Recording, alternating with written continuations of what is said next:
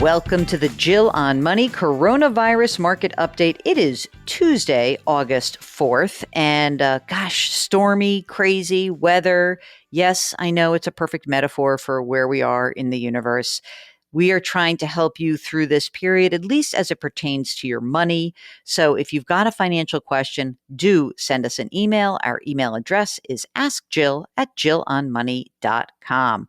That's what Mike did, and he writes, I watch you all the time when you come on CBS News, and I appreciate your advice. My question is regarding my grandchildren. My wife and I want to put money away for them so that when they are mature enough to know what to do with it, we can give it to them. If we're gone by that time, their parents can give it to them. I'd like to control the money as long as I am competent, and then if my competence fails or I pass away, control would be turned over to my wife. Or if she were to become incompetent or passes away, our child, who is the parent of the grandchild, would then have control. It has to be in an account that is not taxed or in an account that we can pay taxes on that would not be tied to their annual income should they get a job before we turn the money over to them. I know it can be done with U.S. savings bonds. Earnings aren't what they used to be. Are there other options? Well, look, Mike, I don't know how much money you want to do, but you can just open an account in your own names and then make your grandchildren the beneficiaries of these accounts. As they get older, you could potentially, when they're working, essentially put money in their names in a Roth IRA. You can make a contribution for them. But, most of the accounts that you would have them ultimately get later in life, whether it's an UGMA account or an UTMA account, you can do this. But I think what you really need to be clear about is we need to know how much money you plan to put away. You can open up accounts at any brokerage house and you can make the kids the beneficiaries of these accounts. And I would say that, if it's a long-term money, then maybe what you just try to do is put some money away in some, low-cost index funds, make it a very boring investment. I think that will be just fine for you. Jean writes, I have a Roth, an IRA, and a trust account, all with Charles Schwab. I've had a bad experience with Schwab. Therefore, I direct all of my own investment accounts. A bad experience with Schwab? That's very interesting. I wonder what she means by that. Anyway, Jean goes on. I'm 75, but I do need someone to look at my investments and advise me, especially during these turbulent times. I have too much cash right now, but I don't know what to do going forward. I'm not sure where to go for good financial advice. I've made some solid decisions over the past 15 years, but I do want an expert. I have a trust. I'm single. I'm not worried about leaving my 3 adult children any money. I live in Arizona right now, moved with my job from Long Island 15 years ago, and now looking to move back east, but not New York. I would appreciate any suggestions you might have for me. Well, you might go to NAPFA, NAPFA.org.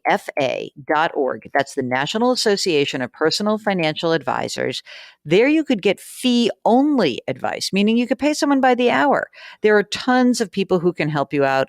I'm going to have Mark send you a couple of names of people on the East Coast who you may want to chat with before you get here. I'm from the East Coast, so I know some more people there. We'll try to help you out. Thank you for writing. Sandra writes, oh no, I racked up huge credit card debt 2 years ago. Determined to do the right thing, I entered a debt management plan and I've been religiously paying off the debt. I expected that would take 4.5 to 5 years. I'm on a fixed income. I can't pay more. 2 of the creditor companies are now in trouble. They have sold the debt to a collection agency, and now they're reporting to the credit bureau that these debts are delinquent. Even though they're continuing to receive payments from the debt management companies. Now they want to settle for an amount less than actually owed. What are the consequences of settling on my credit as I try to rebuild it? Okay, Sandra, here's some funny timing. I just did this with somebody. A friend of a friend of a friend asked me to help out. And here's what you need to know. These debt settlements can be great. I mean, you can owe, a ton of money and get it reduced to a much shorter time horizon and also a much lower dollar amount. In the case that I was involved in, we settled for 25 cents on the dollar. 25 cents on the dollar. Pretty amazing, right?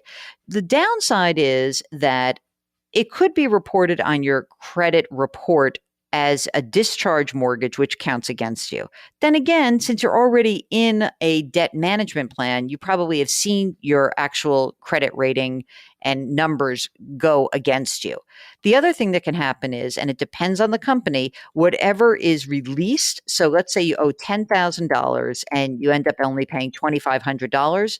It could be that the $7,500 that's released and basically wiped off counts as taxable income. So you just need to keep that in mind. Okay, Peter writes, thanks for being here for us. Okay, let's see. This is a question about a mortgage. Current rate 5%. The loan originated back in 2009. Original principal balance 233 grand. Current principal 183,000. House is worth 285,000. We are looking to lower our payments through streamlined refinancing. Wondering if it is worth it because we're not sure of our future selling plans. We would possibly remodel the kitchen, but not take extra money to do it through a loan. We have great credit. We work steadily. We collect New York City pensions.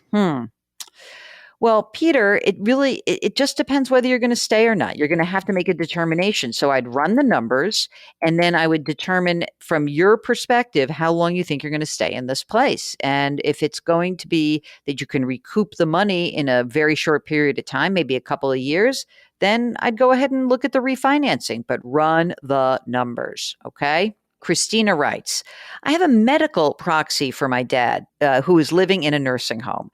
Medical, she means a healthcare proxy. I have several issues with the care in the nursing home and the information they impart and the timeliness of the information. However, here's my question. Should I also have a power of attorney? My father has no money and no assets. I'm paying for all the incidentals that the nursing home is not providing to him: clothing, condiments, personal items, newspaper, and other reading materials.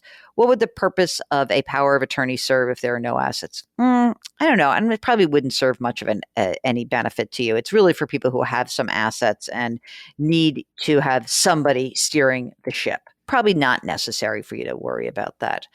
All right, good luck to you. And thank you all for listening. Another successful day here at the Jill on Money Show. If you have a financial question, don't hesitate to go onto our website. It is called jillonmoney.com. There, sign up for our free weekly newsletter. Maybe you even want to buy my book.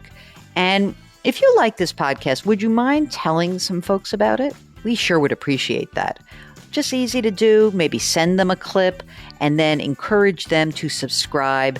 You can subscribe to this podcast anywhere you find your favorite podcast, maybe where you found this one, or maybe you want to go to Apple or Spotify or Stitcher, radio.com, Google Play, wherever. We very much appreciate you. We thank you for sending us your questions. And we always want to remind you to wash your hands, wear your masks, maintain that physical distancing, and please try to do something nice for someone else today. Okay, we'll talk to you tomorrow.